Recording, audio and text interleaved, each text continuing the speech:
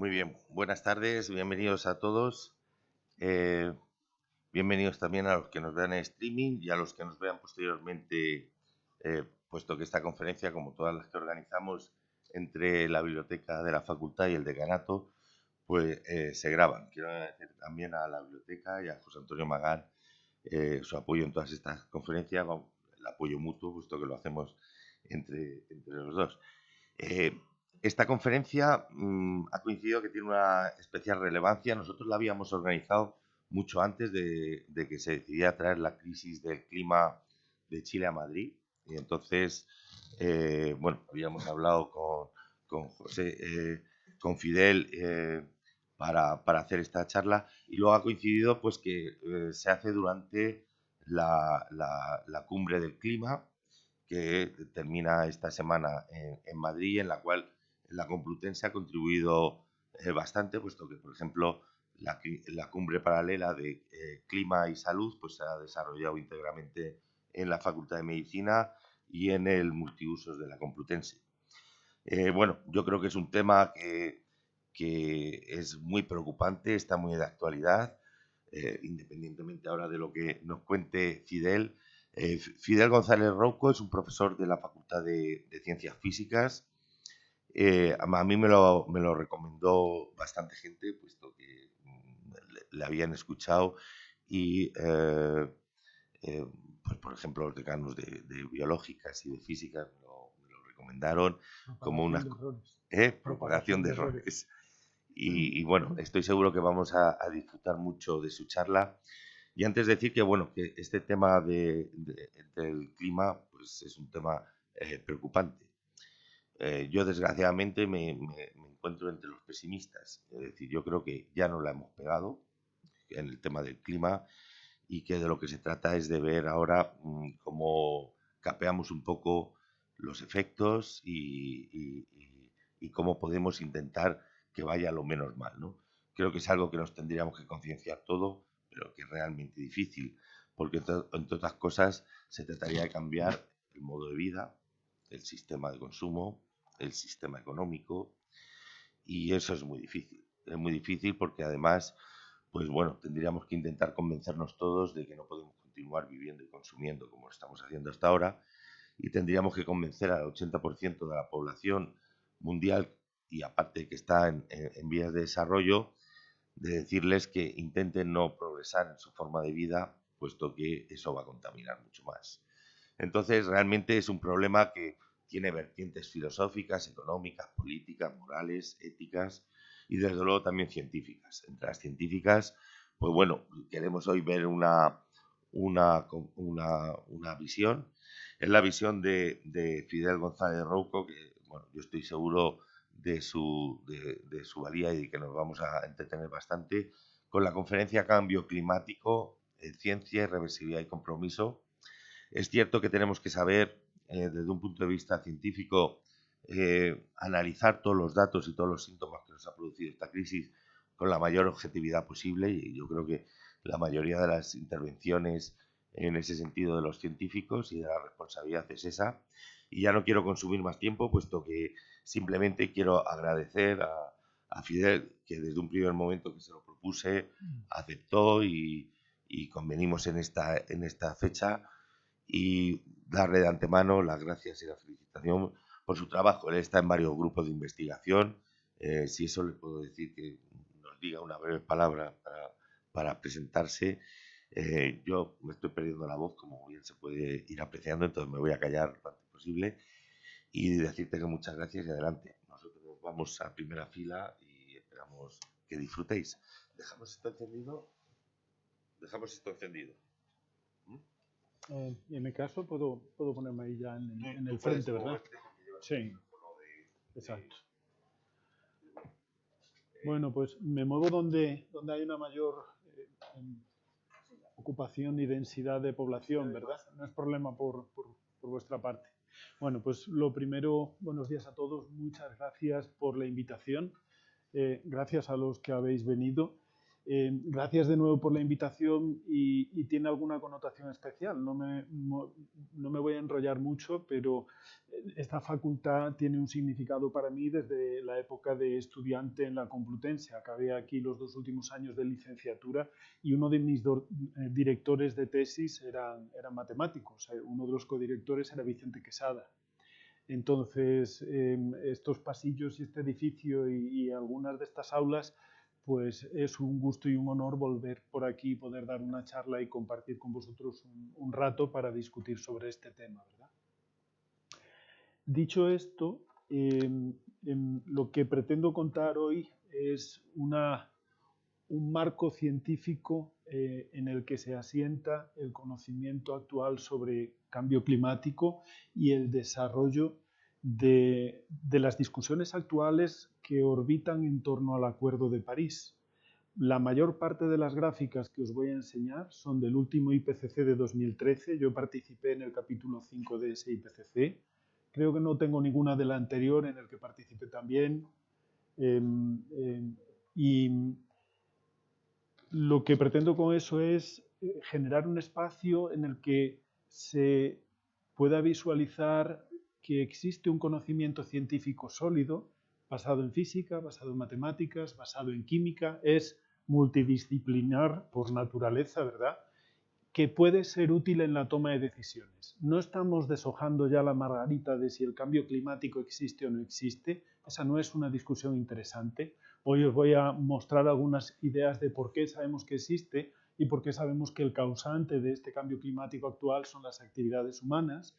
Las preguntas interesantes es el qué podemos hacer. La frase esa que tengo ahí, la referencia a Saint-Exupéry, de uno de esos libros, el problema no está en hacer predicciones, nosotros diríamos proyecciones climáticas, el problema no está en hacer predicciones del futuro, el problema está en hacer que el futuro sea posible tal como nos lo queremos imaginar. Y existe margen para eso. Es posiblemente, desde un punto de vista humanista y antropológico, el reto más grande que ha tenido la humanidad, pero existe margen para decidir cómo queremos que sea ese desarrollo tecnológico.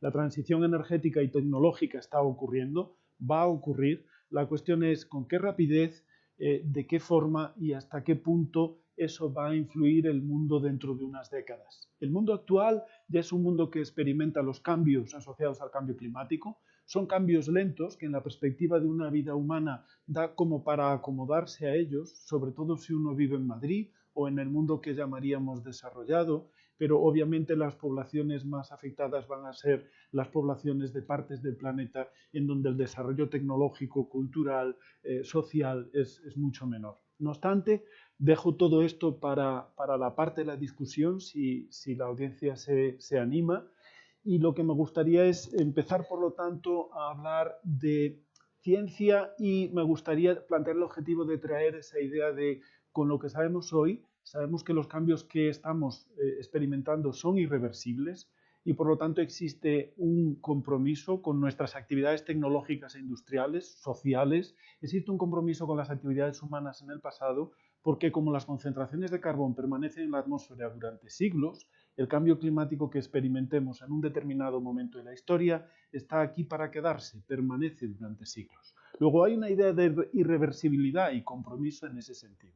Claro, al plantear un marco como este, desde mi punto de vista hay mucho espacio para discusión en la universidad, para una aproximación intelectual a qué cosas tienen sentido en el futuro, para no contentarnos con decirnos es que es muy complicado, sino para hacernos la pregunta de cuál es el papel de la universidad en este contexto, cómo podemos contribuir a la visión que este contexto intelectual y académicamente nos genera con el conocimiento que tenemos. Quería mencionar para empezar, por lo tanto, que hay dentro de esta misma universidad un grupo de profesores y de alumnado también que están organizados en torno a Complutenses por el Clima, que desde este verano se están planteando cuál es el nivel de acción que tiene sentido desde el punto de vista académico, más allá de las protestas que pueda haber en la calle, desde un punto de vista académico, cuál es el nivel de acción intelectual que tiene sentido en una universidad consciente que pueda querer ser un ejemplo para la sociedad en la que está.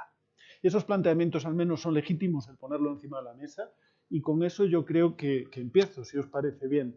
Empiezo con un dibujo de un alumno de doctorado mío del año pasado.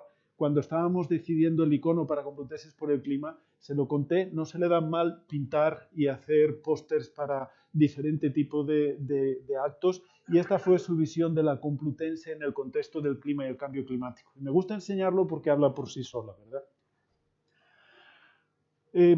Por tanto, entrando ya en esto, me gustaría proponeros un poco un viaje, proponeros un recorrido de ideas por los siguientes puntos. Son puntos que recogen a veces la aproximación de colegas en la propia universidad, de gente con la que hablas en charlas de divulgación en la calle, que recogen dudas de distinto tipo que hacen referencia a escalas temporales, a escalas espaciales, y que tiene sentido integrarlas, creo, en una charla como esta.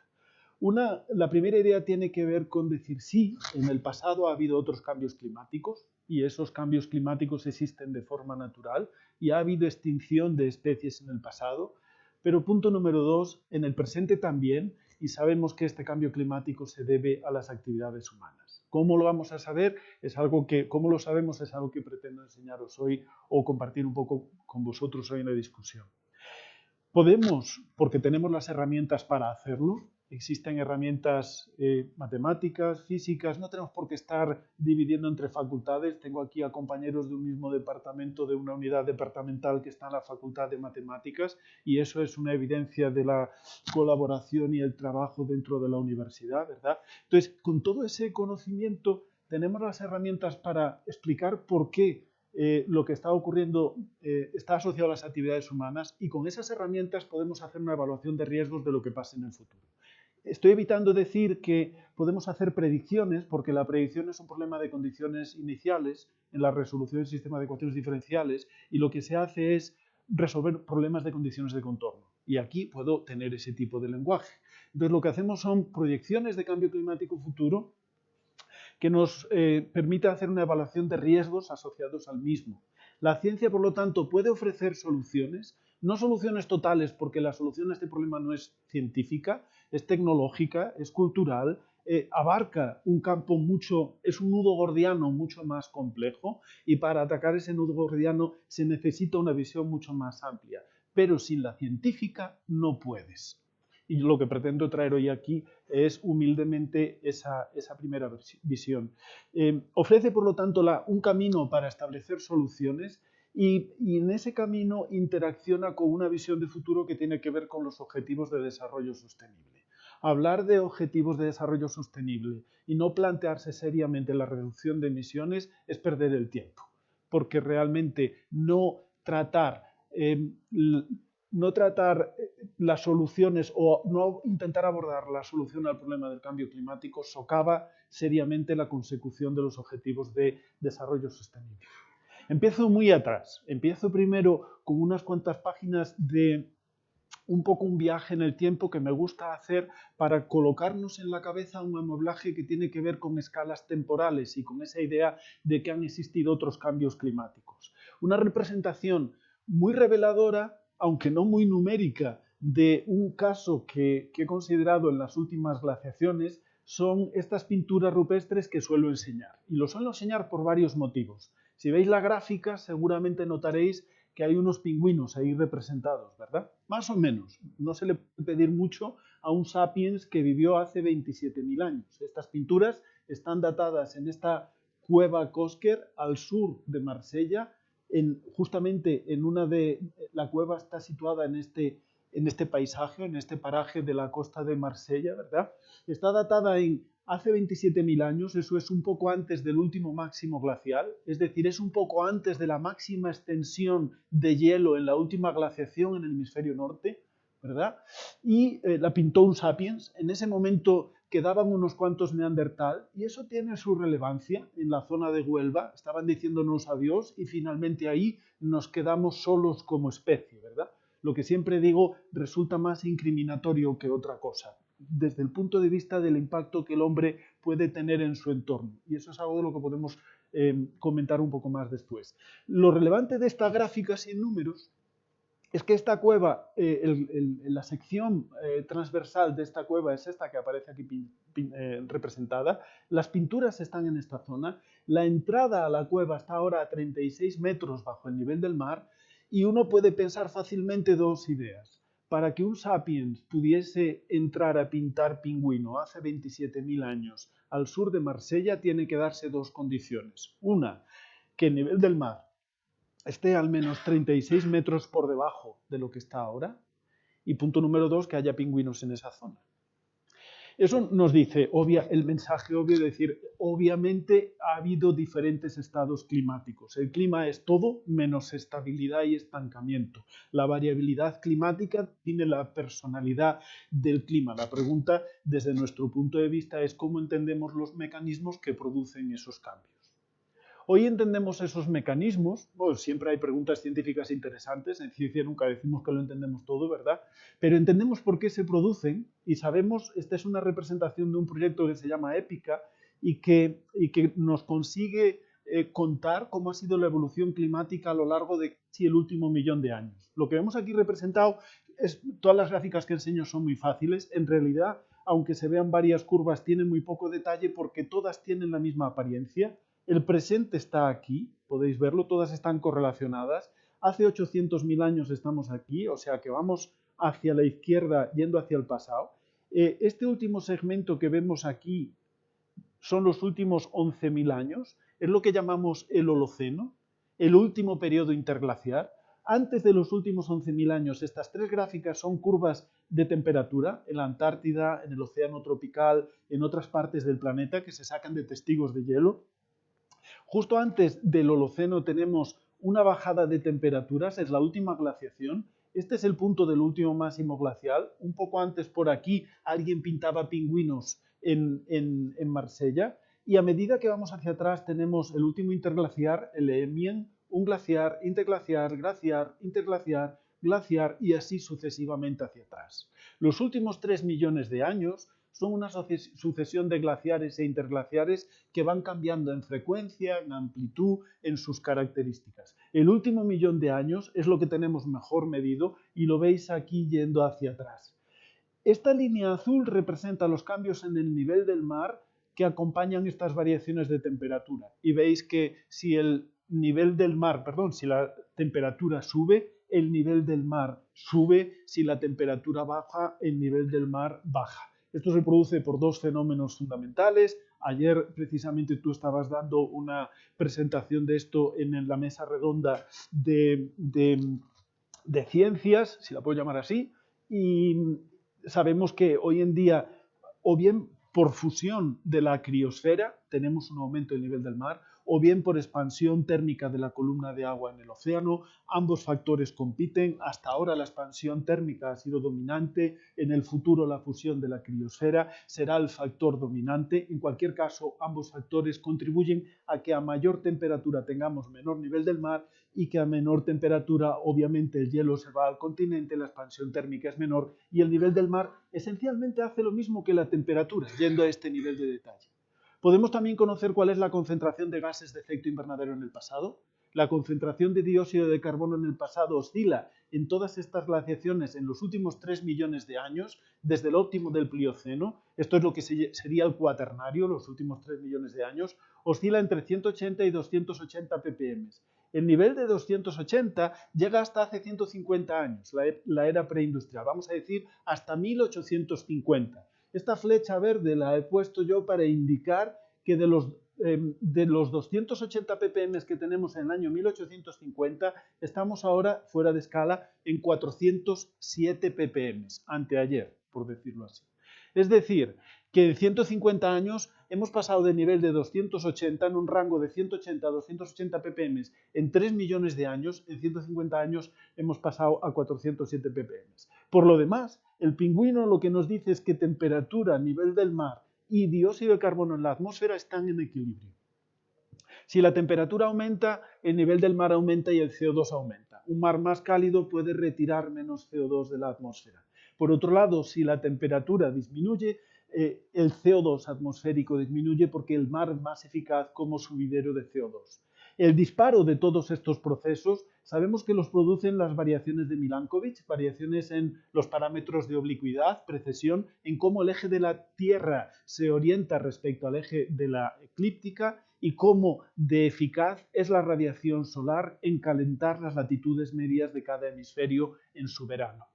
Luego sabemos que hay un momento en donde no llega suficiente radiación para fundir toda la nieve que cae en invierno y progresivamente empezamos a acumular hielo. Y hay un momento en donde sobra radiación para fundir toda la nieve que ha caído en este invierno y quitando cuestiones de variabilidad natural, empezamos a quitar los casquetes esféricos, se reduce el albedo, se reduce la reflexión de energía solar, entramos en retroalimentaciones, entra menos energía en el sistema al entrar...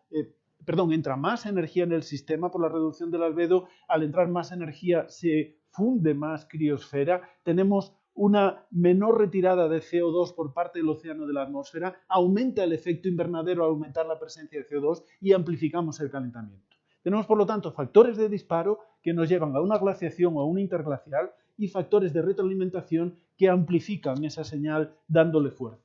Por los factores orbitales no llegaríamos a tener estas variaciones de temperatura, pero gracias a la amplificación del efecto invernadero sí que conseguimos tener esas variaciones de temperatura y de nivel del mar. Pero el mensaje aquí es sencillo. Si uno cambia la temperatura, cambian las concentraciones de gases de efecto invernadero y el nivel del mar. Y si cambiamos cualquiera de esas variables y cambiamos las concentraciones, la química de la atmósfera, tendremos una respuesta en las otras variables del sistema que por lo demás han estado variando siempre de forma correlacionada.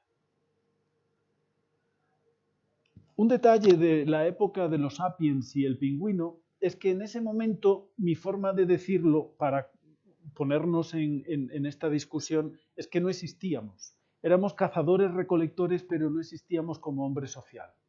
El hombre social empieza realmente en el periodo óptimo del Holoceno. Empieza a desarrollarse con la agricultura hace 9.000, 8.000 años y podemos pensar en las grandes, no sé si llamarlo megasociedades, ¿verdad? Todos nos suena la cultura egipcia, en América, en Asia, quedan restos de cómo a lo largo de todo el Holoceno el hombre se va agrupando, desarrollando socialmente en torno a la agricultura y a veces a los desarrollos tecnológicos que tienen que ver con los materiales. Pasamos de la piedra al hierro, a diferentes metales trabajando en el desarrollo cultural a lo largo del Holoceno. Luego, ha habido cambios climáticos muy potentes en el pasado, incluso extinciones masivas. La cuestión es que nosotros no estábamos allí. La sociedad actual ya no es la sociedad agrícola, es la sociedad agrícola y tecnológica de finales del siglo XX, ya podemos considerar empezado el siglo XXI, y es sensible a las variaciones climáticas desde el punto de vista egocéntrico de responder a la pregunta de cómo de adaptados estamos a los cambios que estamos experimentando y a los que podemos prever que van a venir. Me gusta poner un ejemplo de sociedad a principios del Holoceno porque nos coloca en el cuando empezamos a ser una sociedad todavía agrícola, empezando a ser agrícola, ganadera, todavía cazador-recolector. Esta es una imagen también de una pintura rupestre que algunos, los mayores, conoceréis, es la Cueva de los Nadadores, la de la película del paciente inglés, la del libro de Mikhail Ondatier del mismo título, y representa el entorno, es la Cueva de los Nadadores porque representa a gente nadando en un entorno en donde las pinturas reflejan un mundo muy diferente, obviamente, al desierto que vemos ahora en esta zona en donde está la cueva. El clima varía de forma natural incluso en el Holoceno. Hoy sabemos que este tipo de variaciones en la vegetación se producen asociados a cambios orbitales y también al pastoreo. Es ya influencia humana inicial, pero obviamente esas sociedades son sensibles a las variaciones climáticas y obviamente estos sitios quedaron abandonados con el tiempo a medida que aumentó el proceso de desertización. Uno puede decir, no estamos en esta sociedad, la sociedad de finales del siglo XX, principios del XXI, no compara, ¿verdad?, con esas sociedades iniciales. Esta imagen me gusta porque es un mensaje de hace 1000 años, es un mensaje que está muy presente. Es una imagen de una sociedad en el suroeste de Estados Unidos, la zona de lo que se llama las cuatro esquinas, porque coinciden estos 4 estados. Es la zona de las películas del oeste de los indios y los vaqueros, ¿verdad?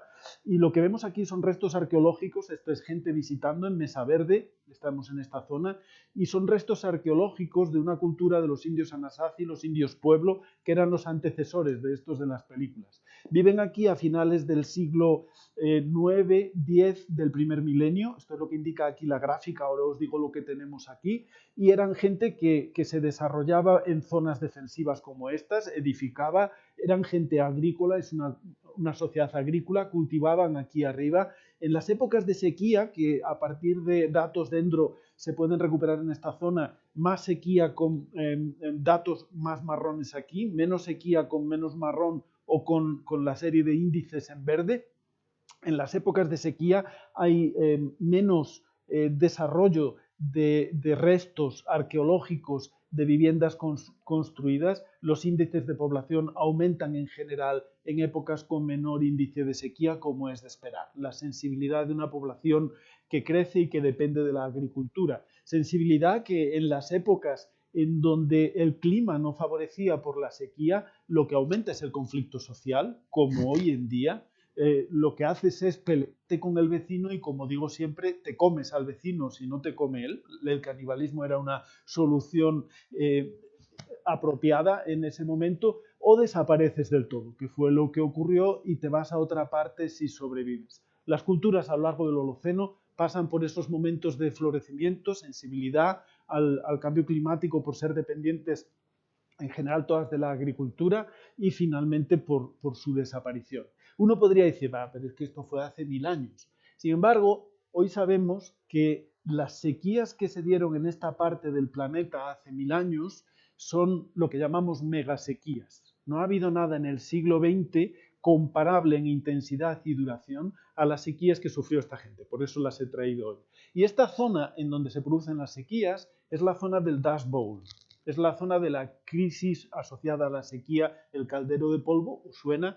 Estados Unidos, 1920, la Gran Depresión americana, que influye internacional y globalmente todavía en una economía del siglo XX, es una de estas sequías que palidece en comparación con las que sufrió esta sociedad. En muchos sentidos, la sociedad actual no es que no esté preparada para el cambio climático, sino que argumentaría que en algunas regiones no está ni preparada para la variabilidad climática, si bien en condiciones lo suficientemente extremas.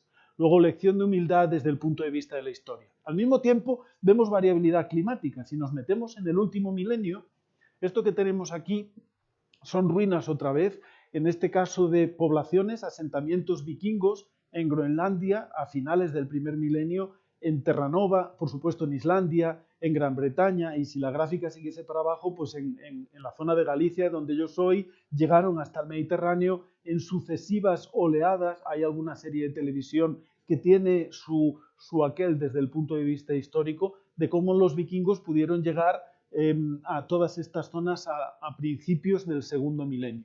Pudieron hacerlo por dos motivos. Uno, conocían la polarización, ellos no le llamaban polarización, pero funcionaba en los cristales de Espato de Islandia, y esa polarización les ayudaba a posicionarse en los barcos para poder navegar cerca de la costa.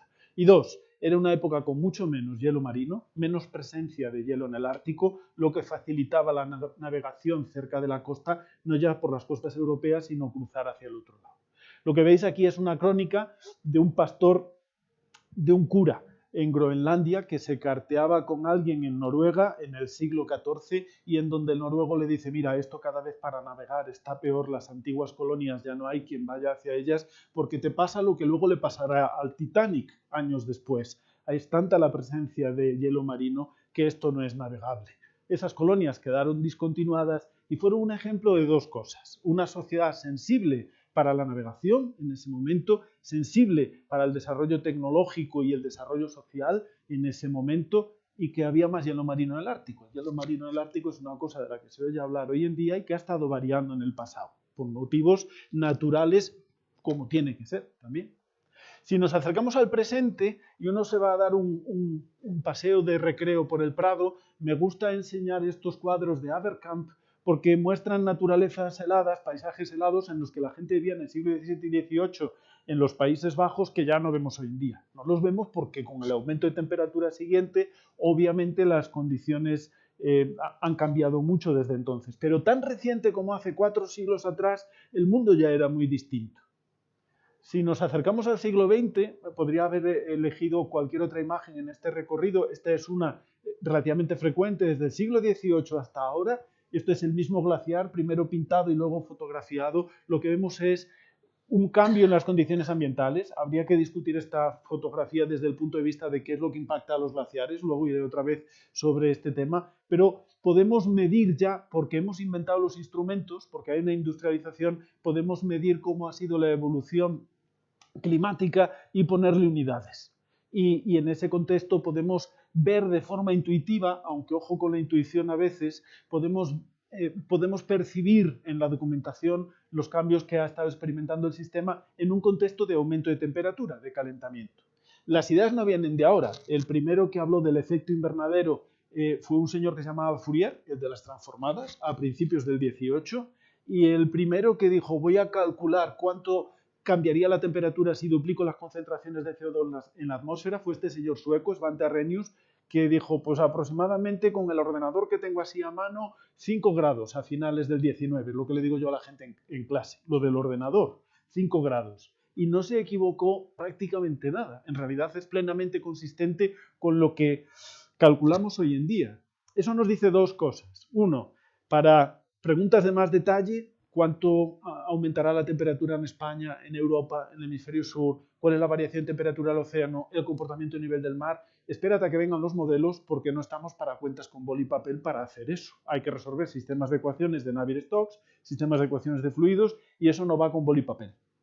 Pero con una aproximación de un modelo de balance de energía en donde él estaba investigando sobre la sensibilidad de la radiación, la capacidad de absorber radiación por parte del CO2, dijo 5 grados no está mal. 5 grados es lo que sería esperable. ¿Qué ha ocurrido desde entonces? Desde finales del siglo XIX. Lo que nos dice eso, quería decir antes, es que si se hace con boli y papel, debe de ser física bastante básica.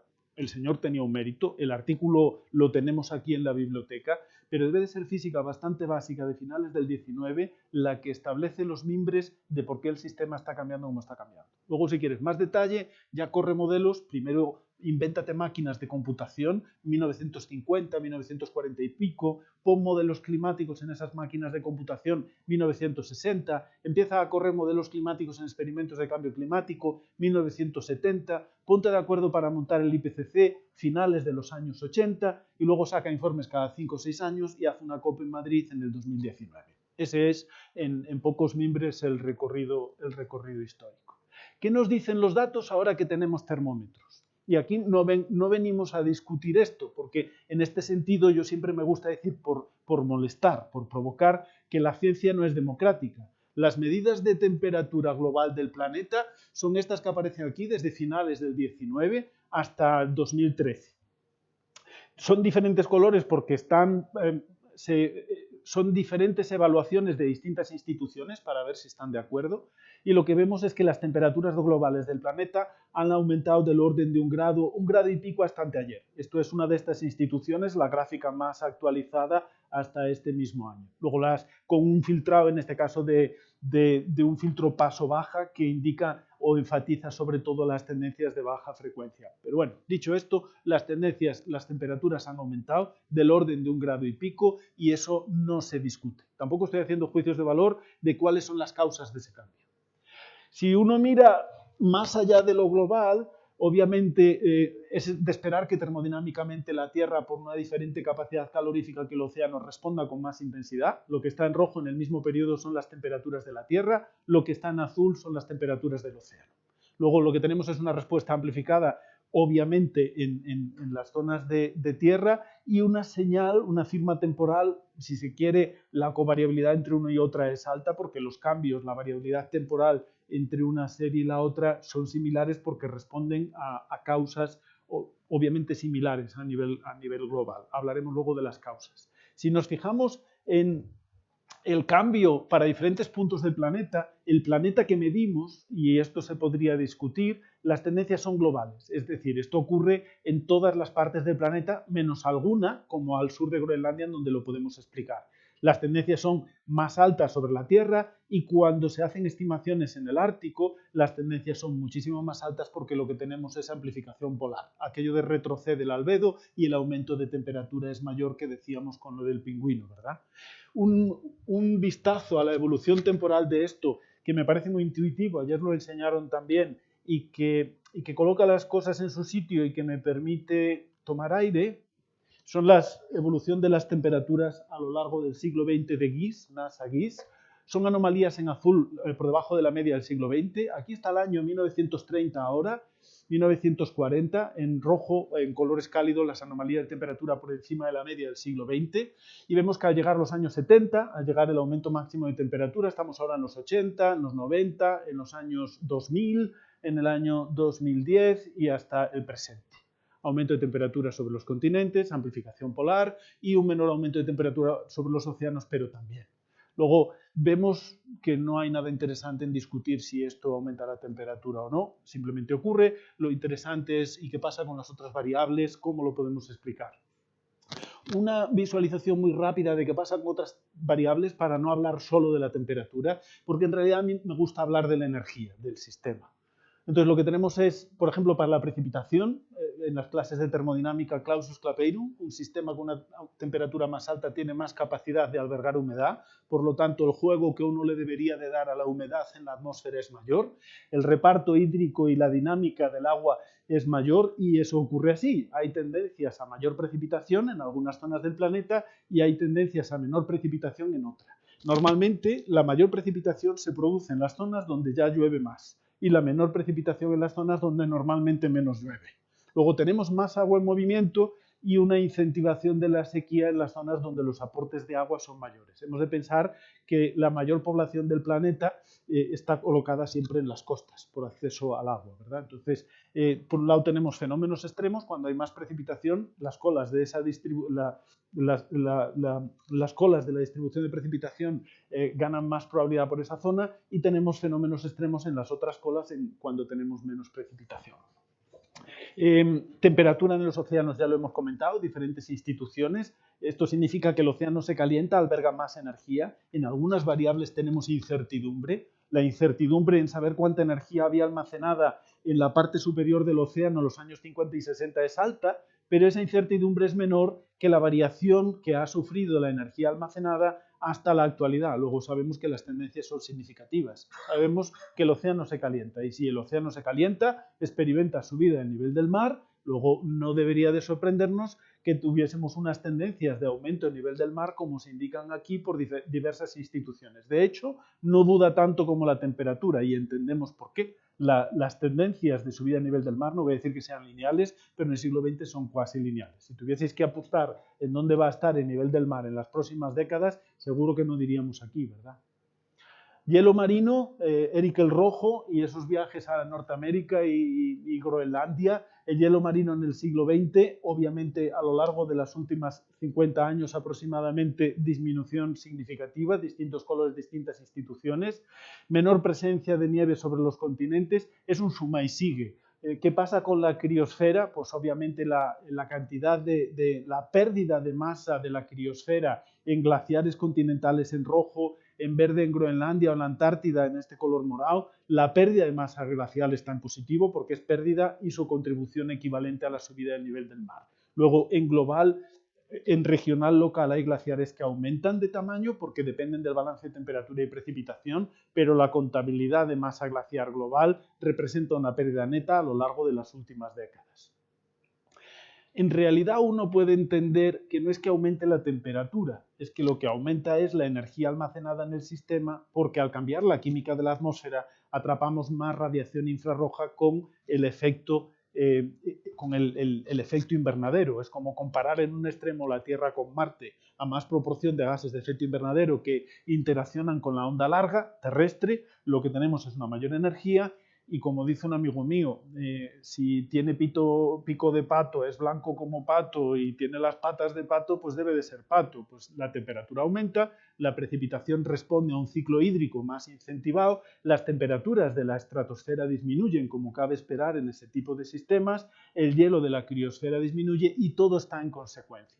Discutir esto no es que sea poco interesante, es que es inmoral porque es lo que los datos nos están diciendo. Luego, poner eso en duda en una discusión es generar ruido. La pregunta está en el por qué eso ocurre. Y obviamente estamos diciendo que si es un tema de la energía del planeta debe de ser porque hay más flechas de retorno de energía asociada a la emisión infrarroja, la onda corta solar entra, la emisión infrarroja, la de Fourier, se ve, interacciona más con la atmósfera, las temperaturas de la baja atmósfera aumentan, las temperaturas de la estratosfera, porque pasa menos infrarroja, disminuyen. Y eso lo vemos en las observaciones. Pero además de tener una explicación, una hipótesis plausible, deberíamos de poder explicarlo matemáticamente, ¿verdad? Entonces, ¿qué es lo que genera esas variaciones de temperatura en el sistema? Yo diría argumentablemente, tanto en las pasadas naturales como en las actuales, realmente son cambios en la energía. Lo que importa para lo que define, sea lo que sea que utilizamos como definición de clima de la Tierra, lo que hay por detrás son variaciones en la energía, y un estado climático estable es un estado de equilibrio energético, si aceptamos ese lenguaje en esta charla, ¿verdad? Entonces, cambios en ese equilibrio energético, variaciones en la radiación solar entrante en onda corta, variaciones en la solar reflejada, el albedo que comentábamos antes, o cambios en la química de la atmósfera, generan variaciones en el balance energético. Esas variaciones pueden ser por efectos orbitales en escalas temporales largas, como las glaciaciones, los ciclos de Milankovitch, pero no se les espera en unas cuantas décadas, como el caso del siglo XX, es un autobús que no pasa en este momento, o bien variaciones en la química de la atmósfera que sí estamos produciendo en el proceso industrial, o variaciones naturales asociadas a los volcanes, que afectan también el albedo, o asociadas a cambios en la energía emitida por el Sol. Si nos fijamos, por ejemplo, a lo largo del último milenio, estos son algunas estimaciones aquí en rojo y verde, las azules no, de las variaciones de actividad solar. El ciclo de 11 años de actividad solar está enfatizado incluso hasta el año 1000, pero las observaciones del mismo acaban en el siglo XVII y tenemos variabilidad de baja a partir de isótopos de berilio e isótopos de carbono que podemos sacar tanto de dendro como de testigos de hielo ártico y antártico. Luego, conocemos cuáles son las variaciones de la actividad solar, observadas en la época satelital, en los pocos ciclos solares que hemos podido medir, y estimadas, digamos, hacia el futuro. Sabemos que, de hecho, en las últimas décadas, veis que estos ciclos no van hacia arriba, en las últimas décadas hay incluso un descenso temporal de la actividad solar, décadas más allá de un único ciclo solar, englobando los últimos 3, 4 últimos ciclos solares.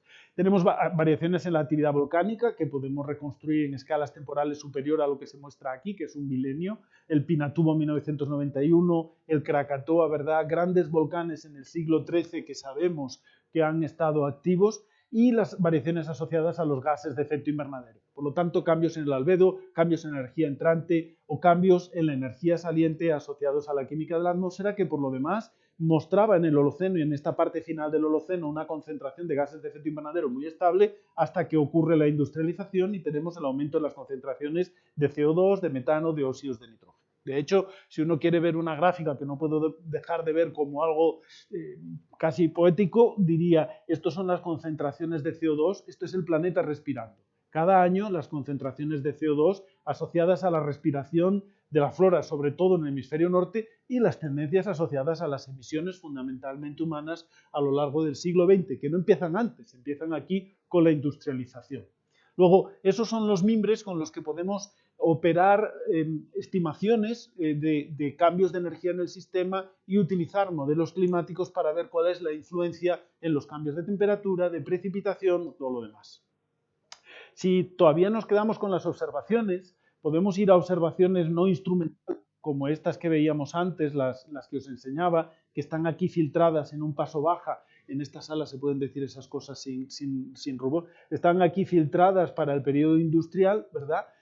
Podemos extenderlas con reconstrucciones a partir de dendro, de corales, de testigos de temperatura en el subsuelo, con información que llamamos proxy. Hay mucha incertidumbre, pero aún así la señal es lo suficientemente significativa como para entender que las temperaturas fueron bastante altas en el tránsito entre el primero y el segundo milenio, aquella época en donde los indios pueblos dijeron adiós, hay demasiada sequía en esta zona, esa época en donde los vikingos navegaban a Norteamérica. Tenemos un periodo frío que llamamos la pequeña glacial, que no es una glaciación y que entendemos las causas fundamentales de por qué se produce en los siglos XIV, XV, XVI, y tenemos el aumento de temperatura de estos últimos 150 años que vemos aquí. Luego covaría, en el sentido de decir que el aumento de energía en el sistema es paralelo a los cambios que estamos observando ahora. Pero esa es una forma de atribuir causas razonable. Yo diría no suficiente. Es razonable para tener una hipótesis. ¿Cómo funcionamos entonces?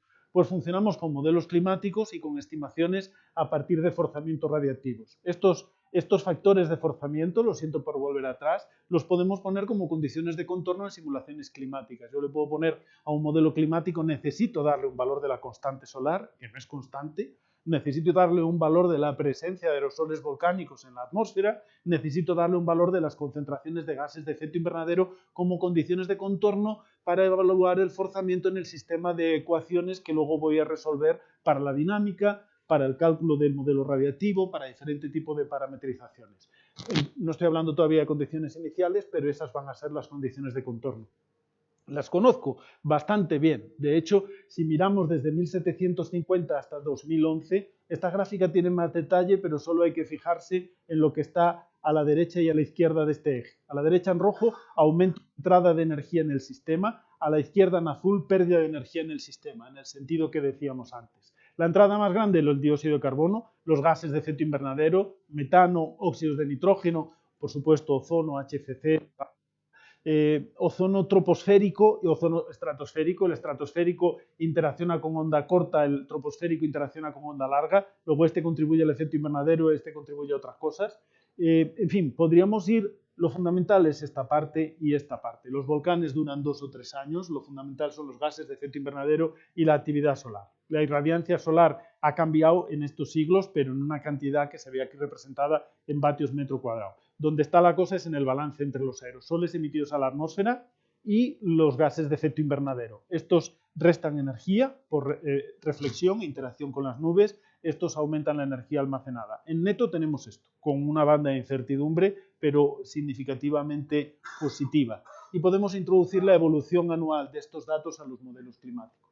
Y cuando lo hacemos, pasa lo que vamos a ver enseguida. Antes de hacerlo, volver otra vez a esa cuestión inicial del pingüino. Estamos en 407 ppm, es lo más alto que había en el último millón de años y rivaliza con cosas que había hace 3 millones de años antes del Cuaternario. Las glaciaciones y la acumulación de hielo en Antártida y la acumulación de hielo en Groenlandia empieza justo en el desarrollo de esos 3 millones de años. Antes no estaba.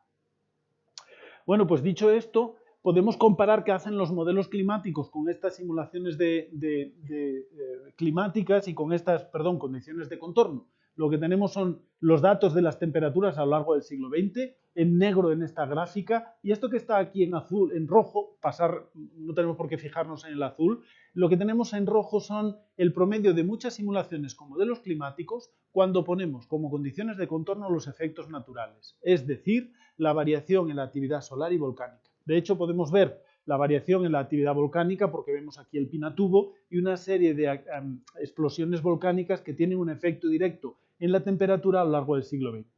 ¿Es esto satisfactorio en términos de explicar lo que ha ocurrido en el siglo XX? Pues no. Podemos tener aquí una cierta tendencia a aumento porque hubo un aumento en actividad solar, hay más irradiancia solar en estas décadas y hay una ligera respuesta por parte de los modelos, pero no reproduce satisfactoriamente la variabilidad de lo que estamos observando a lo largo del siglo XX y mucho menos este aumento de temperatura. Me gusta decir que toda esta banda en amarillo es el conjunto, el ensemble de simulaciones partiendo de distintas condiciones iniciales. Podemos luego, si queréis, tener una discusión de esto. Un modelo partiendo de una serie de condiciones iniciales va a oscilar en torno a una solución. El promedio de muchas simulaciones con distintas soluciones iniciales me produce el promedio de este ensemble, esta línea roja.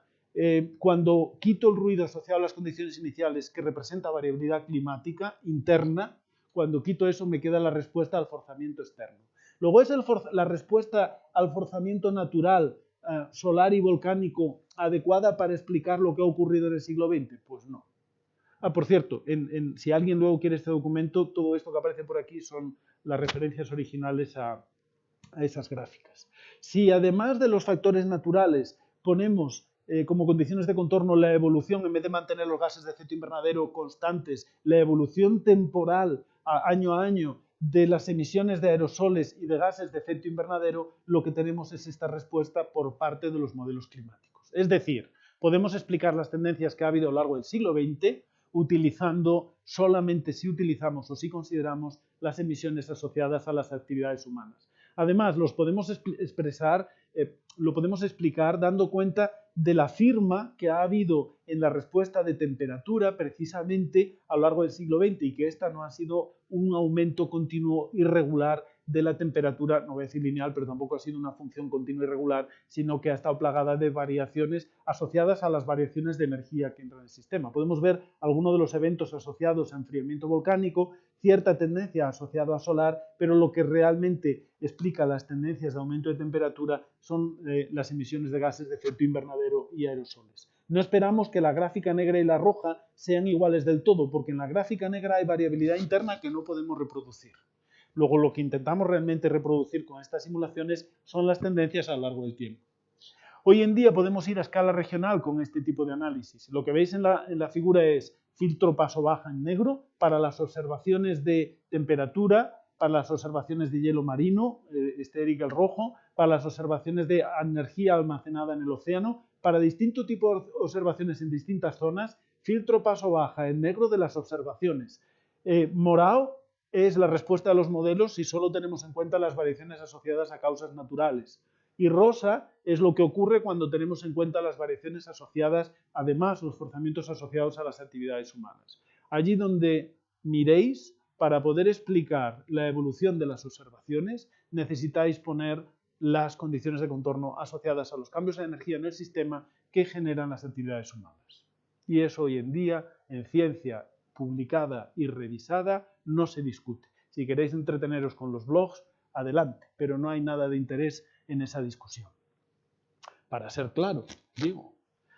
A escala global y hemisférica tenéis los resúmenes aquí. A escala global es esto que os he enseñado, pero incluso a escala regional, detección de cambio climático pasa factura en este sentido. Luego tenemos las herramientas que explican el pasado y entendemos en general qué está ocurriendo con un sistema en el que aumenta la energía, no solo en la temperatura, sino también en otras variables indicativas del sistema. ¿Podemos decir algo de cara al futuro? Bueno, pues si tenemos las herramientas, ¿por qué no predecir? No podemos predecir porque la evolución futura no es un problema de condiciones iniciales. La meteorología y la predicción meteorológica es un problema que depende de tener condiciones y datos muy buenos hoy, cuál es la evolución del sistema para mañana. Pero podemos hacer una evaluación de cuál es la respuesta en general del sistema, no buscando si un año va a ser particularmente frío o cálido, sino evaluar las tendencias porque vemos que la evolución de las tendencias del sistema es un problema de condiciones de contorno. Depende de los cambios en la energía que yo introduzco en los modelos. ¿Cuáles van a ser las condiciones de contorno en el futuro? Pues depende. Y no es por ser gallego que lo digo, sino porque depende de las emisiones que realicemos a partir de ahora. Depende precisamente de las decisiones que tomemos a partir de ahora. Podemos ser pesimistas, realistas, o podemos ser pesimistas y, como no hay alternativa, buscar el espacio del que se puede hacer o preguntarnos científicamente si hay algún margen de actuación si es que nos lo planteásemos. Lo que se hace es considerar escenarios de riesgo y en este caso lo que vemos es el forzamiento energético vatios metro cuadrado y cómo podemos ir por varios caminos de energía que entra en el sistema dependiendo de decisiones que tomemos. El camino actual nos pasaría entre el naranja y el rojo, significa que seguimos con el escenario actual de quema de carbón y de emisiones que nos permite la tecnología y los recursos que tenemos. Más no hay recursos para ello. Si realmente queremos hacer un esfuerzo en reducir emisiones, nos podemos ir a un escenario del tipo del azul claro o este, que podemos llamarle escenario de París. Los nombres de los escenarios van asociados a la cantidad de energía que ha entrado en el sistema a finales del siglo XXI. Pero vamos, esencialmente, que lo que se discute desde el Acuerdo de París es la posibilidad de quedarnos en un escenario de este tipo o de irnos a escenarios superiores. Por debajo nada. Mantenernos aquí es ya un reto enorme, como decíais antes, ¿verdad? Para ir a estos escenarios podemos ir por distintos caminos de emisión. No me voy a meter ahí. Estos son emisiones en petagramos de carbón, las históricas en negro, igual que aquí la energía en negro, incluyendo lo natural. Aquí va a haber volcanes, pero no sabemos cuánto, no lo pintamos. Entonces aquí en el futuro, en función de distintas trayectorias, pues te puedes mantener en un escenario de emisiones como esto hasta 2100, puedes conseguir por esta trayectoria venir a concentración de carbono limitada aquí al azul en vatios metro cuadrado, o puedes subir si te vas por otro tipo de trayectorias. Puedes incluso variar esta trayectoria si al final la cuenta del carbón te da. De eso hablaremos en un minuto para rematar. ¿Cómo es la respuesta a estos escenarios en el futuro? Pues mirar, en 2035 el cambio de todos los modelos, fijaros que estamos en 2020 y que a partir de ahora entre que tomas decisiones, te sientas, te lo piensas, te pones y te autoconvences, no hay mucho que diferenciar entre un escenario y otro. Los planes que haces son planes hacia las próximas décadas. Donde está realmente el asunto es en cómo es la evolución en la segunda mitad del siglo XXI. Las trayectorias son muy similares en la primera mitad del siglo XXI. Y si veo lo que me dice el escenario más extremo, el rojo, en el tiempo aquí en el espacio, me centro en estas anomalías de cambio espacial de temperatura primero. Si me centro en el más extremo o en el menos extremo, el de París, están todos solapados, el mapa es muy parecido. Si me centro en el final del siglo XXI, es decir, lo que hagamos ahora realmente cuando se nota es en la segunda mitad del siglo XXI, pues tenemos escenarios de cambio de temperatura en el de París, que está en promedio en 1,5 grados respecto a la época preindustrial, independientemente del juicio de valor de si eso es asequible, viable, no viable, qué oportunidad tenemos de eso o no. Pero eso ya representa aumentos de temperatura por amplificación polar del orden de 3-4 grados en estas zonas y podemos más o menos ver el mapa. Curiosamente, en todos estos escenarios, la Tierra se calienta o no, o se calienta menos en la zona al sur de Groenlandia, como está ocurriendo en las observaciones ya. Y si nos vamos al escenario más agresivo, que es este, por mostrar los dos extremos, pues tenemos aumento de temperatura en promedio, lo que nos decía Arrhenius, de en torno a 4 o 5 grados, que regionalmente pueden ser del orden de 9-10 grados de temperatura. Eso es la media, con la distribución de probabilidad y sus colas, ¿verdad? Eso quiere decir que si tienes un aumento de temperatura de 5 grados, tienes que esperar que en Sevilla los extremos sean consistentes con ese cambio en la distribución de probabilidad. No me entretengo en esto porque son mapas que en el fondo hemos visto ya en las observaciones. ¿Qué ocurre con la precipitación? En el escenario más agresivo, en el escenario de París, tienen la misma firma espacial. Aquí se ve más claro, por eso discuto este. Lo que vemos en el Atlántico Norte, y no me voy a otras zonas que podríamos discutir, es que llueve más en donde más llueve, en estas dos zonas, y llueve menos en donde menos llueve, que es lo que ya vemos en la precipitación actualmente. ¿Qué ocurre con el nivel del mar? Tú no lo enseñabas ayer. Observaciones instrumentales, reconstrucciones hacia atrás, aumento del nivel del mar a lo largo del siglo XX, proyecciones de futuro con un aumento que podemos poner en el orden de 1 metro. Incertidumbres asociadas a cosas que no vamos a hablar ahora, los tipping points, respuestas no lineales de si se acelera la fusión de hielo antártico y podemos tener una mayor fusión de hielo y por lo tanto un aumento acelerado del nivel del mar. En cualquier caso, yo diría las estimaciones conservadoras son estas. ¿Qué ocurre con el permafrost? En este caso, no tengo gráficas del permafrost hoy, no. Nivel de, ¿cómo se dice? Hielo marino. Los vikingos, ¿no? Y el Titanic. Hielo marino observado, hielo marino en el siglo XX, perdón, hielo marino en el escenario de París, este de aquí, y en el escenario más agresivo. Cambia en que desaparezca totalmente en verano y sea navegable o no, con connotaciones y argumentos de valor positivo o negativo, que puede haber sobre eso, pero no me meto ahí ahora. Esta gráfica me gusta enseñarla porque es una gráfica que responde a la pregunta de, entonces, ¿podemos proyectar el futuro? Sí. ¿Y cómo de bien nos ha ido desde que lo hemos empezado a hacer? Y os decía antes, ¿cuándo se empezó a hacer eso? Pues principios de los años 80, oficialmente en el IPCC desde finales de los años 80. Todos estos colorines que vemos aquí son proyecciones de futuro del IPCC que salen desde 1990, se aumentan en el 95 en el siguiente informe, se aumentan en el año 2001 en el siguiente informe, se aumentan en el año 2007 en el siguiente informe del IPCC. Y las observaciones en rojo.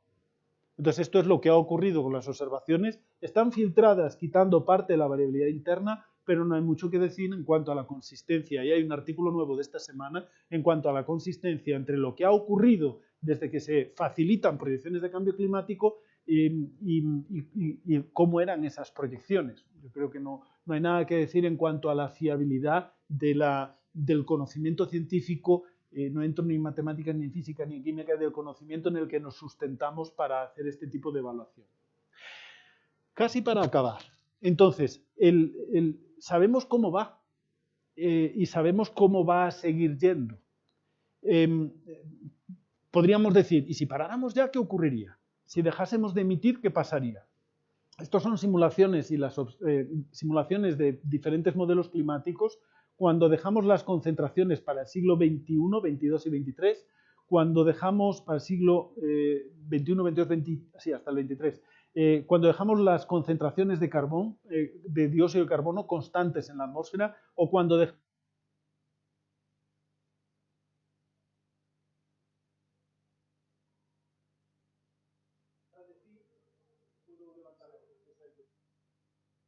y los que te están viendo no te van. casi coja el micrófono ahí, no te importa. ¿Así? ¿Sí? No, espera, te voy a dar un dato. Nosotros te oímos, pero los que estén en su casa no te van a oír. ¿Y aquí? No, está encendido. Está encendido. Ahora. ¿Sí? Sí. Vale, pues sigo aquí, si os parece bien, ya nos queda poco. Cógelo de arriba.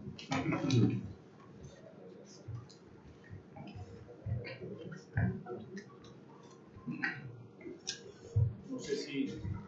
¿Ya? Sí. Lo siento. Muy bien. Entonces, esto quiere decir que cuando tenemos una cierta cantidad de carbón en la atmósfera, tanto si lo mantenemos constante como si realmente lo queremos quitar de la atmósfera, pervive durante siglos. El carbón emitido está ahí durante siglos. Esto nos trae la idea de que el sistema no es reversible. No podemos parar la máquina y decimos, bueno, pues en un siglo estará como 1850 antes de la máquina de vapor. Negativo. Está aquí para quedarse. Luego, tenemos la idea de que, uno, el sistema es en esa escala temporal irreversible. Dos, tenemos un sentido de responsabilidad porque los cambios que están ocurriendo y que van a ocurrir en el futuro dependen de todo lo que hemos emitido en el pasado. Y no todos hemos emitido lo mismo, anticipando una discusión de cara al futuro, ¿verdad? Entonces, desde el punto de vista científico sabemos que además es irreversible. Y además de ser irreversible, tengo estas gráficas cualitativas para luego poner una cuantitativa de cómo funcionan las diferentes simulaciones y de cómo funciona el sistema. Imaginaros que tenemos emisiones de carbón, el aumento de las concentraciones de carbón en la atmósfera y la respuesta de temperatura a los modelos. Si emito una determinada cantidad, lo que tengo es un incremento de la concentración y lo que tengo es un aumento de la temperatura. Como depende de las cantidades emitidas acumuladas, si emito otra cantidad en naranja, lo que tengo es que aumentan las concentraciones de CO2, de gases de efecto invernadero, y lo que tengo es un aumento proporcional de la temperatura. Si emito otra cantidad más, lo que tengo es un incremento sobre las cantidades emitidas y un incremento en nuestra noción del cambio climático tal y como la veíamos antes. Luego esto representa una dependencia de las emisiones acumuladas en el pasado, y de ahí la idea de urgencia climática, no de lo grave que sea, no de las especies en desaparición, sino de qué margen tenemos para actuar. ¿Cómo entendemos eso? Bueno, pues aquí hay una idea de proporcionalidad. Las emisiones acumuladas tienen una respuesta proporcional en los cambios de temperatura, porque responden proporcionalmente al aumento de las concentraciones de carbono en la atmósfera. Si nos vamos a las cuentas con simulaciones y con observaciones, los puntos negros son las observaciones a lo largo del siglo XX, los puntos de colores son las simulaciones, las predicciones de cambio climático futuro. Vemos la misma idea de proporcionalidad asociada a las emisiones históricas, aquí en petagramos de carbón. Vemos que en 2010 estamos aquí, pongamos que en 400 y pico, que el cambio de temperatura era un poco menos de 1 grado, estamos ahora en 1 grado y pico más o menos en este sitio, y lo que nos dice esta forma de pensar es que si quieres limitar el aumento de temperatura a 1,5 grados, básicamente no puedes emitir más de 600 y pico petagramos. Desde finales de la revolución industrial, no a partir de ahora, que nadie se venga arriba. Eso quiere decir que si quieres limitar el cambio a 2 grados, tu límite está aproximadamente en 700, 700 y pico. Porque sabes que si te vienes hacia aquí, obviamente ya te tienes que plantear un objetivo de limitar el aumento de temperatura superior. También quiere decir que si no te apuras y dices, me lo pienso dentro de 2 décadas, al ritmo que vamos, consumes todo el margen que tienes ahora si quieres llegar a 1,5 grados, de tal manera que dentro de 2 décadas no tendrás margen de reducción de emisiones para acoplar la tecnología a esos cambios. Luego, el momento de hacer cambios tecnológicos, energéticos, industriales, sociales, para poder limitar a una cantidad realmente baja pero significativa el cambio de temperatura, es ahora, porque luego no tienes tiempo para realizar esos cambios. De ahí la idea de emergencia climática, no de lo grave de los impactos, que también. ¿Es viable hacer eso? Desde un punto de vista científico-técnico, no desde un punto de vista del acuerdo social, político y demás. La respuesta es sí. El último informe del IPCC, el informe especial del 1,5 del año pasado y los dos informes de este año tienen gráficas de este tipo en donde la evolución histórica de las temperaturas es la que conocemos. Si conseguimos una reducción de emisiones netas cero, neta significa con la retirada de carbón también, a mediados del siglo XXI estaríamos por encima del 1,5 grados con un rebote que luego converge a finales del siglo XXI a ese límite del 1,5 grados de temperatura, o lo mismo para los 2 grados. Luego podemos controlar la respuesta del sistema en el sentido de que podemos calcular que si hacemos una determinada trayectoria de las emisiones de CO2, controlando también la retirada artificial, geoingeniería de CO2, que es una tecnología que está empezando y no es suficiente para ser utilizada globalmente de forma única, tienes que reducir emisiones, pero complementando la reducción de emisiones, no solo de CO2, sino también de otros gases de efecto invernadero, de tal manera que si se estabilizan las emisiones de metano y otros gases de efecto invernadero y las emisiones de CO2 se hacen nulas en 2055 en esta gráfica, puedes contener el aumento de temperatura a 1,5 grados. ¿Se tiene la tecnología? Sí. ¿Se sabe que la respuesta del sistema, si no hay sorpresas asociadas a puntos, a tipping points, a puntos de no retorno, es contenible? Sí, es realizable. Lo que pasa es que requiere cambios de una envergadura que tecnológicamente no se han visto hasta ahora en la historia del desarrollo industrial. Pero físicamente es posible. ¿Importa mucho medio grado entonces? ¿Nos podemos permitir el 2? Esa es la siguiente pregunta, ¿no? Dices, ¿qué más da? 1,5 grados, 2, tampoco es tanto. Entonces, el juicio de valor ahí se puede calcular. Esto viene del informe de 1,5 del año pasado, pero hay cosas adicionales en el informe de océanos de este año y de criosfera y montaña, si no recuerdo mal. Y por poner en pocos números, la probabilidad de olas de calor en un mundo 1,5 grados más cálido es de un 14%, la probabilidad en un mundo 2 grados centígrados más cálido es, es 2,5 veces más alta. Luego el aumento de fenómenos extremos es más del doble. La disminución de hielo marino en el Ártico en verano es 10 veces mayor, de tal manera que la probabilidad de tener un año con hielo marino o un año completamente sin hielo marino, vamos a ponerlo así, aumenta muchísimo en este contexto. Hay a quien le puede venir bien. El aumento de nivel del mar no cambia mucho. El nivel del mar con medio grado más o menos no cambia mucho, salvo que aparezcan fenómenos de retroalimentación asociados a tipping points. El comportamiento de las masas glaciares en Antártida puede dar sorpresas con aceleración de la fusión de hielo antártico y eso significa que entonces sí que podríamos tener cambios aquí. Cambio en especies de vertebrados, plantas, insectos, podéis ver 2 veces más, 3 veces más. Ecosistemas, permafrost, para quien le puede interesar, estamos hablando en ecosistemas de casi 2 veces más, 38% más de incidencia. Cosechas, estamos hablando de 2,5 veces más por medio grado. O por ejemplo las pesquerías, 2,5 veces más por medio grado, los corales prácticamente desaparecen. O sea, no estoy haciendo juicios de valor bueno o malo, estoy poniéndole números a cuánto importa cuantitativamente medio grado para podernos entender. Entonces, medio grado es algo que tiene un significado significativo, que tiene un significado y se puede cuantificar significativamente como distinto de medio grado menos. Y eso significa que en términos de acceso a la comida, por no discutir otras cuestiones, acceso al agua, acceso a los recursos, acceso a un medio ambiente limpio, en términos de objetivos de desarrollo sostenible, eso no es viable si no se hace una reducción de emisiones. Luego podemos estar hablando del 2030, Objetivo de Desarrollo Sostenible, e imaginarnos el mundo del futuro, pero eso es imposible de conseguir a escala global, que es la mentalidad de los Objetivos de Desarrollo Sostenible, es imposible de conseguir en un mundo de este tipo. Por tanto, hasta aquí llegamos. Para resumir brevemente, la cuestión no está tanto en ser capaz de predecirlo como en hacerlo posible, el mundo que queremos tener. Ahí es donde está la dificultad, porque la ciencia realmente está diciendo que es viable. El clima está cambiando todo el rato, pero ahora entendemos en este rato qué es lo que está pasando. El cambio actual sabemos que lo producen las actividades humanas y podemos estimar la evolución futura. Y para estar en esa evolución futura, si se quiere limitar, son muy importantes las estrategias de adaptación y mitigación, y sin esto no hay 2030. Me gustaría acabar con una reflexión de que hay un espacio para la universidad en todo esto. Y esto cada uno puede tener opiniones mucho más desarrolladas que las mías, ¿verdad?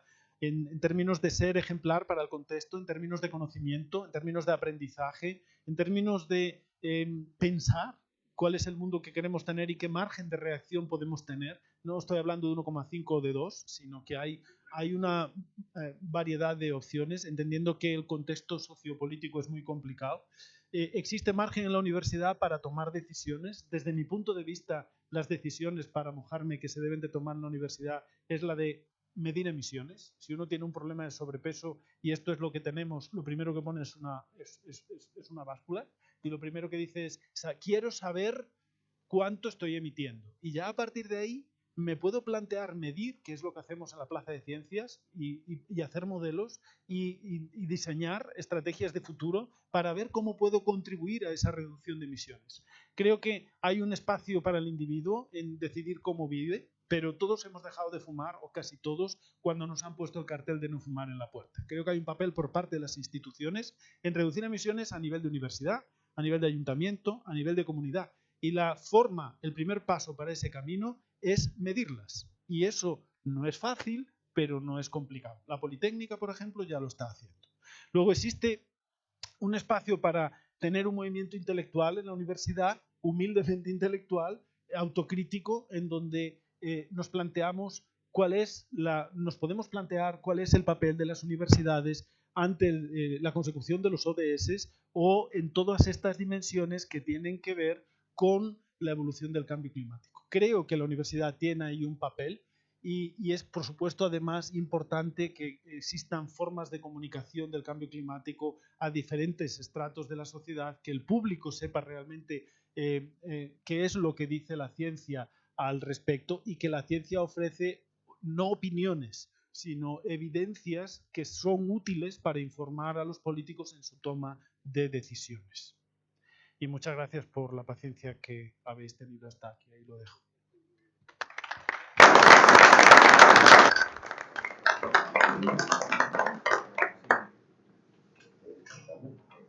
¿Hacemos algo más? Segundas. Podemos para que puedan pasar.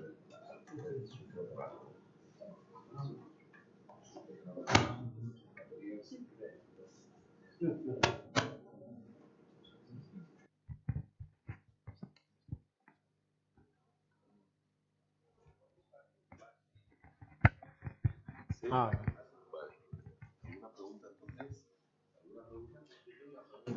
Sí, al principio. Habla de todas formas. Sí, vale. Al principio de la exposición has dicho, has nombrado el fenómeno de la columna de agua, algo así, de los océanos. No tengo muy claro qué es. Si sobre todas estas cuestiones tienes más interés, desde la geodesia en esta facultad o la gente que está en las otras facultades de la Complutense, no dejéis de preguntar. Eso vaya por delante para todas las cuestiones. Detrás de cada una de estas preguntas hay un espacio científico para poder investigar y desarrollarse en una persona, independientemente de en qué preguntas trabajo yo específicamente, que no están en esta charla relatadas, ¿vale? Pero animaros a que si tenéis esas cuestiones, no solo desde el punto de vista del activismo, sino activismo en un sentido intelectual, sino también desde el conocimiento o desde las posibilidades de estudio futuro, hay un espacio para eso. En el caso que tú preguntas, lo que tú preguntas alude a por qué aumenta o baja el nivel del mar. Y hay diferentes contribuyentes a la subida y bajada del nivel del mar a escala global. Podríamos hablar también de escala regional. Pero los dos contribuyentes fundamentales son la fusión de la criosfera y la dilatación o la expansión térmica. La columna de agua del océano, desde el fondo del océano hasta la superficie del agua, no tiene la misma altura a diferente temperatura. Al igual que un metal, su dilatación es menor, pero tiene una expansión y una compresión térmica. De tal forma que la altura del mar de una columna tan grande es distinta a diferente temperatura, aunque tengas la misma cantidad de agua, aunque no se fundiese agua de la criosfera. Para la misma cantidad de agua, el nivel del mar es superior. ¿Por qué cambia el nivel del mar? Hay donde preguntar, pero es muy interesante ver que cambia por aspectos muy distintos. La atracción gravitatoria, ¿verdad? Los cambios en la forma del geoide, dinámica de la atmósfera, la dinámica de la atmósfera forzando la influencia, forzando la superficie del agua en algunas regiones, típico en Japón o por ejemplo en el mar Báltico, produce subidas importantes del nivel del mar y por lo tanto inundaciones. A escala regional el nivel del mar cambia por cosas muy distintas que tienen que ver sobre todo con esos dos factores, pero a escala global lo que queda de integrar todo ese ruido tiene que ver con termodinámica, con fusión de agua y con expansión, dilatación térmica. ¿Me he explicado?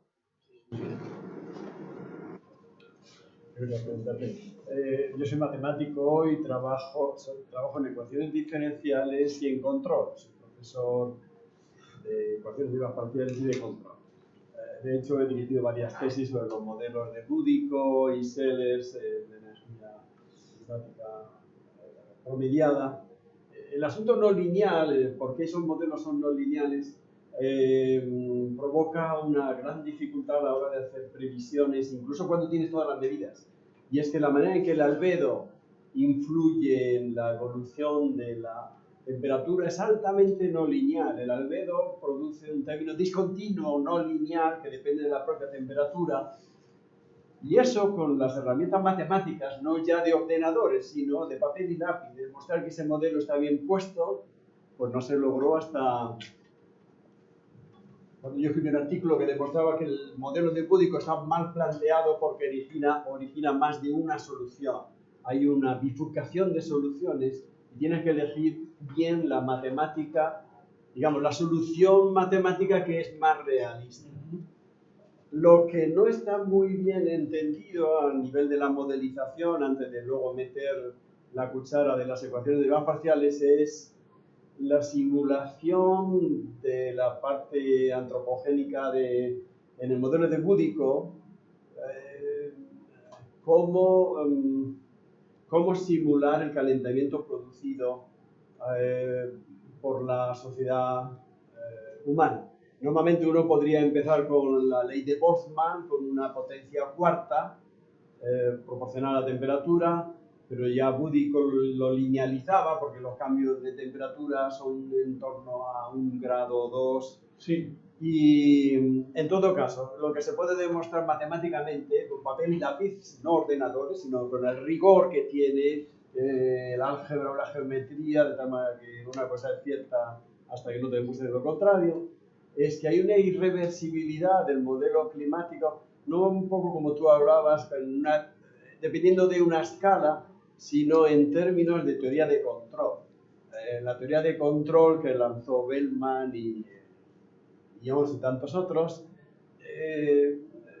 comienza con argumentos exactamente iguales que los que tú has empezado diciendo si la trayectoria es esta, hay unos escenarios posibles, pero tú puedes controlar en ecuaciones lineales y entonces a base de meter una acción puedes lograr llegar a donde tú quieras. Cuando el modelo es no lineal, se puede demostrar matemáticamente que hagas lo que hagas, no podrás llegar nunca más allá de una cierta altura que yo te puedo dar. Es una irreversibilidad eterna, no ya función de la escala, y viene determinado por el 4 de la ecuación de Boltzmann. Okay. Es una irreversibilidad total en el tiempo y en el espacio. Y abunda un poco en lo que, bueno, me ha encantado tu conferencia, vaya por delante mi admiración. Lo que pasa es que los matemáticos nos gusta ver ecuaciones ahí. Y no, te quería señalar entonces, esa irreversibilidad es absoluta.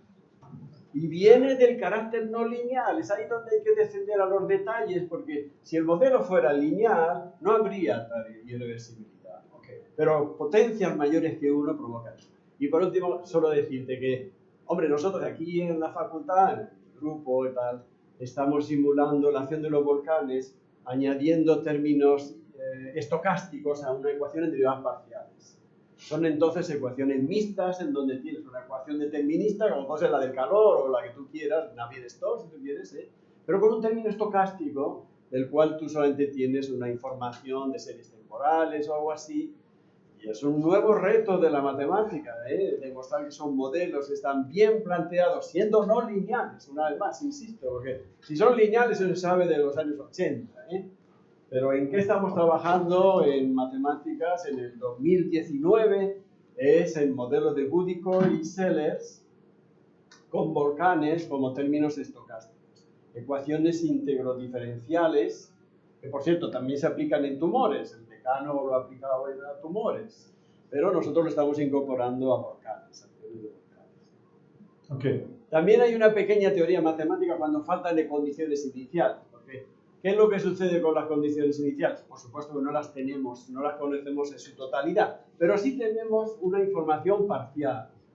Y hay toda una teoría de alternativa a la teoría estándar de ecuaciones en derivadas parciales con un conocimiento absoluto de la condición inicial, de jugar con una cierta imprecisión, ¿sabes? Y sí, no solo comunicarte entonces que aquí en matemáticas, en esta facultad, hay un grupo de personas muy sensibles. Yo he organizado 2 cursos de verano de la Complutense sobre estos temas hace años. No he podido ir a los últimos y no me he hecho todavía, pero me haré en cuanto acabe esta conferencia, de ese grupo de Complutense sensible al clima, porque sin duda alguna lo demostramos con nuestras investigaciones y nuestros artículos, no ya con expresiones orales, sino publicados en revistas y en libros. Claro, me he sentado para tomar nota porque no me siento capaz de poder contestar con suficiente nivel de matiz y detalle, pero nos podemos ir diciendo cosas. Son muchas preguntas y voy a comentar 2 o 3 cosas, con lo cual no voy a dar una respuesta satisfactoria, pero podemos seguir, ahora o después, da igual. De lo último, en cuanto a condiciones iniciales y los problemas de condiciones iniciales, es algo que es importante en cualquier tipo de experimentos, pero sobre todo en los experimentos de predicción. En el contexto climático, desde hace aproximadamente 10 años, esos experimentos se están expandiendo a las próximas décadas. Antes era algo restringido a la predicción meteorológica, ahora ya se habla de predicción, por supuesto, estacional, pero también se habla de predicción decadal y se habla de problemas, en inglés el término es seamless, que es sin costuras, el pasar de la predicción a la proyección, el pasar de las condiciones iniciales a las condiciones de contorno de manera continua. De tal forma que uno puede hacer ejercicios de predicción utilizando las condiciones iniciales, sobre todo del océano, hoy día, y con las condiciones de contorno pasar a tener evaluaciones de clima en las próximas décadas, ¿no? De riesgos asociados a eso. Entonces, en ese contexto estoy seguro, nada que decir. En cuanto a la linealidad, hay diferentes tipos de ideas de linealidad. Uno es la linealidad en los modelos y otro es la linealidad en la respuesta de los modelos al forzamiento. Y yo estoy hablando de la linealidad en la respuesta de los modelos al forzamiento en una parte de la charla. Entonces, hay diferentes tipos de modelos en una clasificación. Espera, que ahora estoy con la libreta y el uso de la palabra, que si no me pierdo. Entonces, desde el punto de vista de las herramientas en clima de modelización, hay una jerarquía de modelos, como seguramente sabéis mejor que yo, y en esa pirámide, así representada por la complejidad de los modelos en general, del número de componentes que tienen o la complejidad de sus componentes, podemos reducir a 3, para no liarlas. Unos son los modelos de balance de energía, otros son los modelos de complejidad intermedia y otros son los modelos... no, estoy en clima, no estoy en meteorología. Los modelos acoplados de océano y atmósfera, que ahora ya se están llamando modelos de sistema Tierra. Cada uno de esos tiene su propio sistema de ecuaciones diferenciales de la atmósfera, del océano, o las ecuaciones de gobierno de la criosfera, o bla, bla. Entonces, en los modelos de balance de energía realmente no resuelves, si el modelo es suficientemente sencillo, no resuelves las ecuaciones de los fluidos. Lo único que haces es un balance de energía. Para comprobar la respuesta de las temperaturas globales a los cambios en el forzamiento, eso es argumentablemente suficiente. Y hay artículos que demuestran, no solo el último milenio, sino no solo el último siglo, sino el último milenio, y luego voy a hacerle la salvedad a todo lo que digo, basado en escalas temporales, que argumentan por qué hemos tenido la evolución climática que hemos tenido, no solo el último siglo, sino el último milenio, en escalas más largas, porque a escala global la respuesta a los cambios en el forzamiento es lineal. En el fondo es pasar de una temperatura de equilibrio en el sentido Stefan Boltzmann a ponerle una atmósfera y en esa atmósfera tener en cuenta el efecto invernadero, los cambios al efecto invernadero de alguno de los componentes de forma un poquito más sofisticada, pero no mucho. Entonces, con un modelo de balance de energía sencillo se obtienen estas mismas tendencias. Y hay, en el capítulo 5 del último IPCC, hay una Frequently Asked Question, creo que es la número 5, en donde con las temperaturas observadas y un modelo de regresión lineal, a partir de los estadísticos, no de los otros, a partir de los forzamientos se explican las tendencias de temperatura en el siglo XX.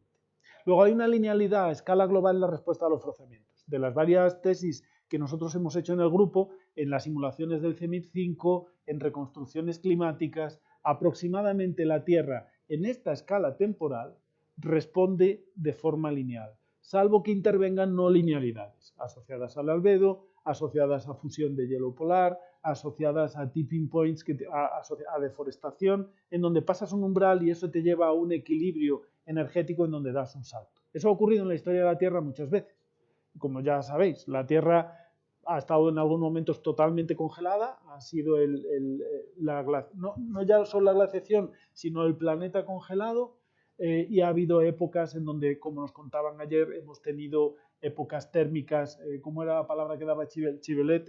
Estados termoampliados o termointensificados, en donde lo que teníamos es fusión de casquetes polares. Diferentes estados de equilibrio son posibles y no podrían ocurrir si no ocurre ese comportamiento de las ecuaciones que es no lineal en las ecuaciones y que vosotros decís. Eso justifica eso. Ahora, la respuesta a los forzamientos a escala global es lineal. A escala regional es aproximadamente lineal, que en esta facultad hay los matices, hay un respeto. Pero a escala regional no necesariamente, porque interviene la variabilidad interna. Entonces, no ves una respuesta directa, proporcional, lineal a los cambios en el forzamiento, porque hay otro tipo de factores que influyen en la temperatura, en la precipitación, que influyen en cómo cambia el estado climático de la Comunidad de Madrid, de la península ibérica, del hemisferio norte es cuasi lineal, de Europa, por ejemplo. Entonces, la idea de linealidad y el lenguaje, y entendernos en el lenguaje es muy importante. Entonces, lo siento si antes no subrayé lo suficiente, que yo estoy hablando de respuestas lineales al forzamiento. Y en ese sentido, un modelo global puede ser muy complejo, pero a escala global es esencialmente lineal en su respuesta al forzamiento. Por eso alguien a finales del 19 pilla papel y boli y con casi un balance de energía puede calcular eso. A eso me refería. Una cuestión, no podemos aprender de los fenómenos locales que pueden ser no lineales para entender lo que podría ser el tránsito a la no linealidad del globo en conjunto. Sí. En ecología solo se puede hacer así. No es que no se pueda, sino que solo se puede hacer así. Los ecólogos estudian ecosistemas, le llaman forzamiento, otra cosa diferente a lo que yo le llamo. Le llaman forzamiento no a vatios metro cuadrado, sino a influencias de la temperatura, la precipitación o el viento en los sistemas que estudian, y es muy difícil tener una integración global de qué ocurre, por ejemplo, en ecología. Entonces, en esa escala me he ido a la respuesta fácil. No he contestado lo que usted me ha dicho, he contestado otra cosa que podía contestar, que es una sustitución que no está hecha con ánimo de engaño, pero es típica. Entonces, en ese caso sí. En clima, no se me vienen ahora para estudio de los procesos físicos y las parametrizaciones, sí. Los modelos, además de tener la respuesta a las ecuaciones, tienen lo que llamamos la física. Hablamos de la dinámica, que son las ecuaciones de los fluidos y esa solución de lo que estábamos hablando ahora, y luego hay una parte que son las parametrizaciones, las de las nubes, las de la convección, todo lo que cae en una escala local, regional, y vamos en esa dirección, que está por debajo de la resolución del modelo, de los puntos de la red del modelo en donde resuelven las ecuaciones. Entonces, todo eso que son parametrizaciones es lo que llamamos la física. Algunas se corresponden con leyes físicas y otras son funciones más o menos empíricas con coeficientes que se determinan a partir de la realidad.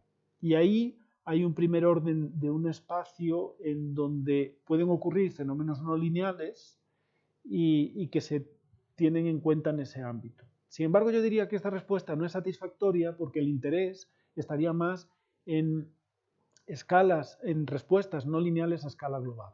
¿Qué ocurre si deforestamos mucho el Amazonas? ¿Qué ocurre cuando el aumento de temperatura ya coloca a la Antártida o a Groenlandia en un proceso de fusión que se va a amplificar?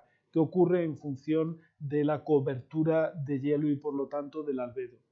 Entonces ahí para algunas de estas funciones basadas en lo empírico es importante las mediciones a escala regional, pero es importante ver las respuestas globales. Y no hemos pasado por umbrales no lineales a escala global, salvo quizás en el caso de los volcanes, en donde en el caso de algunas erupciones sí que podemos tener respuestas distintas en función de cómo sea la erupción. Pero eso ya requiere un tratamiento otra vez específico, con modelos específicos que son mucho mejores que la manera de integrar los volcanes en este tipo de modelización, siempre simplificada, por varios motivos en los que no voy a entrar. Entonces, la respuesta que le estoy dando es vaga. Yo creo que para algunas cosas sí, pero para otras cosas, como estos fenómenos de cruce de puntos de no retorno, de tipping points, para algunas de estas cosas una solución es ir al paleo, ver las medidas paleo a escala global, a escala hemisférica, y ver cómo los modelos pueden reproducir respuestas no lineales en las escalas temporales y espaciales adecuadas en momentos del pasado, que no son totalmente idénticos o comparables a lo que va a pasar en el futuro, pero que nos permite evaluar el realismo de los modelos en ese tipo de situaciones. Una respuesta no lineal es la transición de la última glaciación al Holoceno. Es no lineal porque ahí tienes el cambio de forzamiento y los factores de amplificación de los gases de efecto invernadero, que ya no sería un forzamiento como tal, sino que funciona como un factor de retroalimentación. Tienes lo del albedo y tienes una serie de mecanismos que hacen que exista una amplificación no lineal de la respuesta esperada en el sistema. Y en ese caso los modelos lo hacen razonablemente bien. Hay espacio para la mejora. Entonces, no sé si he contestado suficientemente bien, porque la pregunta tiene varios aspectos, varias zonas en donde argumentar. Aquí, un poco en atención a eso, trabajamos en... La Tierra no es una esfera, es lo que se llama una variedad riemanniana sin borde. Y que cuando uno hace promedios, una vez que la atmósfera la supones que es de grosor nulo, digamos, trabajamos sobre una variedad riemanniana sin borde. Eso significa, matemáticamente, que trabajamos en lo que se llama cartas. Es exactamente igual que lo que uno hace con el mapa de carreteras. Ya España la tiene en un libro. Y lo que hace uno es, cuando pasa de una a otra, hay un solapamiento entre los mapas, entre las cartas, de tal manera que puedes enlazar muy bien de una carta a la otra. Matemáticamente, cuando estudiamos la difusión del clima sobre una variedad riemanniana sin borde, se recubre por cartas y se pega muy bien cuando dos cartas se solapan. Y de esa manera se tiene en cuenta los fenómenos locales con el global de toda la Tierra. De tal manera que hay una difusión global sobre la superficie de una esfera achatada que no está ahí, y tenemos en cuenta, sin duda alguna, las cartas locales, lo que está sucediendo localmente, matemáticamente. Y entonces el operador de Laplace, que vendría a ser el equivalente al de Fourier, pasa a llamarse operador de Laplace-Beltrami, porque son variedades como las que luego utilizó Einstein en la teoría de la relatividad, donde no son superficies suaves, sino que pueden tener picos y hay que ir mirando por trozos. Pero luego se pegan muy bien, y entonces da igual que uno haya hecho 27 cartas o 52 cartas, todo se va a pegar muy bien entre ellas. ¿No? Yo sé que, ¿cómo se explica, que has hecho una referencia rápida, lo que pasa en Groenlandia, que parece que el efecto del calentamiento es mucho menor? ¿Hay una explicación sencilla? Sí, convección profunda en el océano. La circulación termalina, la intensidad de la circulación termalina regula la cantidad de energía que va hacia el norte, y en esa zona, tanto por eso como por fusión de hielo, por otros factores, pero fundamentalmente es dinámica oceánica la que contribuye a que en esta, que es una de las zonas de convección, no tengamos ese aumento de temperatura. Y en los escenarios peores eso desaparece. El aumento de temperatura es menor, es consistente con las observaciones. Bueno, puede verse un cambio de la propia... Sí. El Ramstor Sí, existe una debilitación de la... Puede haber un cambio de... Después siempre de colores más, de colores siempre más. Muy bien, pues muchas gracias. Bueno, yo creo que... Gracias a vosotros.